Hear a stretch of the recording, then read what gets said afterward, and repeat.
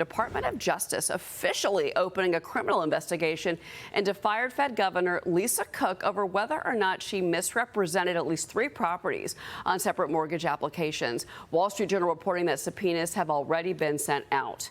This comes days after she sued President Trump, Jay Powell, and the entire Fed Board of Governors over her firing. And U.S. Housing Director Bill Pulte issuing a second criminal referral over a home in Cambridge, Massachusetts. Her attorney, Abby Lowell, who also represented Hunter Biden, saying in court this week that she already made mention of inconsistencies on home loan paperwork, any of them, back in 2022 when the Biden administration was vetting her for the job. What are your thoughts on all of this, John Lonsky? I mean, we knew that, that obviously this was likely going to come. Now it has.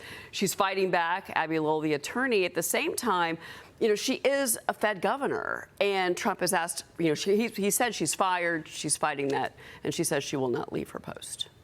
Yeah, the market doesn't seem to care much about this, does it? I mean, we've had the 10-year Treasury yield right now. It's under 4.2%, 4.16%. Nobody thinks that this effort to remove Governor Cook from the board will jeopardize the Fed's independence to a degree that's worrisome to the market. That's what I'm focusing on. I don't really, the legal aspects, I don't really get. Well, but we have had some guests come onto the program, and Fox Business has had some market analysts that have come on and said that, that the Fed's independence, maybe not today, but yes, it is something that does matter to the integrity for markets and for decisions on rate cuts going forward. It very much matters, but I'll tell you something that it has not been spoken about that the market may like. Lisa Cook is a very smart woman. She's a PhD from University of California at Berkeley. But her really strength is not going to be in monetary economics, maybe not so much macroeconomics. She studies what you might call social economics, the impact of race on economic performance. Well, that's good. There's a place for that. But, her appointment to the Fed reflected a movement towards woke as far as what the Federal Reserve was supposed to be doing. The Fed was supposed to take into account not only inflation, employment, but also what does Fed policy imply about trying to achieve racial justice. Right. So I think she's not going to be horribly missed if she's gone. And if Trump oversteps his bounds on what he is, how much influence he has over the Fed, believe me, the markets will respond negatively, and he'll take back that type of intervention very quickly. And that's something that we've had some guests say, Brown.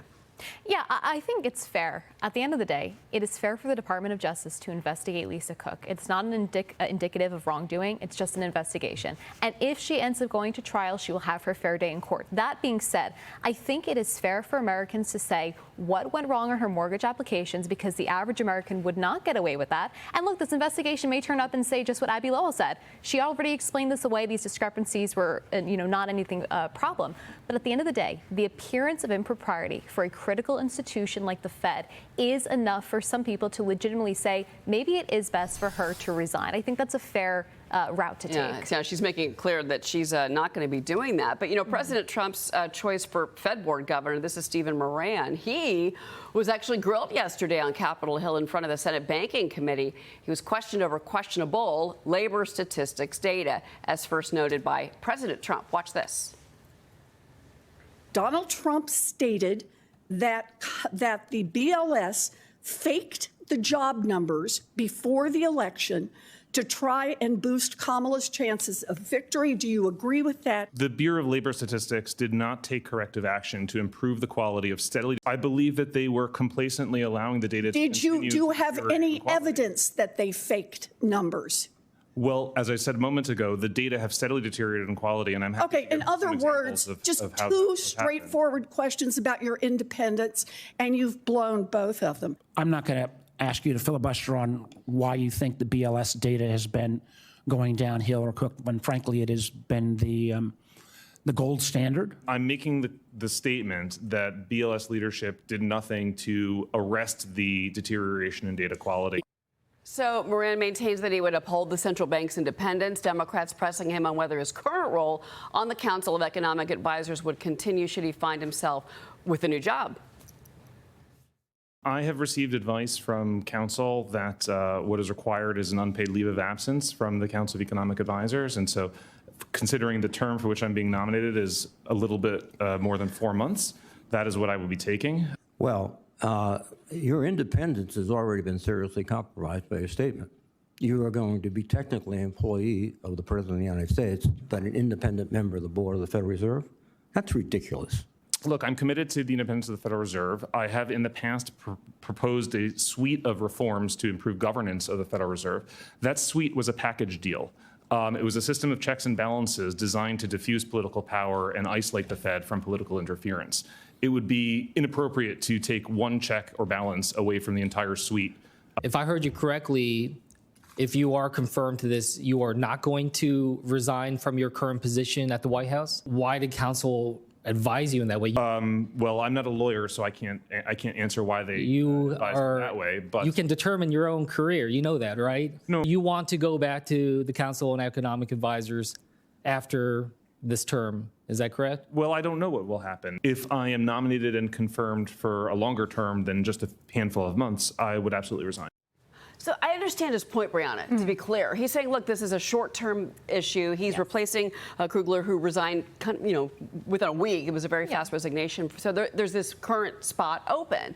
He's saying, let me do this for 4 months. I don't know. What do you make of this? It's rare to see this in Washington. Yeah, I think it's rare, but I also think anybody who's questioning whether the Fed can remain independent should recall that it was people like President Joe Biden in the 2020 campaign that wanted to expand the dual mandate to include racial equity. That is not an independent Fed when you have the government trying to institute woke policy. So you can't look at one and not have criticized the others. Okay, John? Well, what's new? I mean, as Brianna pointed out, you would have to expect that when the president appoints somebody to the Fed, the president will only appoint somebody who shares the president's worldview or ideology. There's nothing new about this. What's the surprise? I don't see it. And again, if the Federal Reserve conducts monetary policy in a manner that makes absolutely no sense, inflation is rising, instead the Fed's cutting rates, well, the market's going to respond accordingly. Yeah, well, I mean, obviously, the jobs report we're going to get today, we have to run, but the jobs report is going to be, a critical part of the Fed's decision making.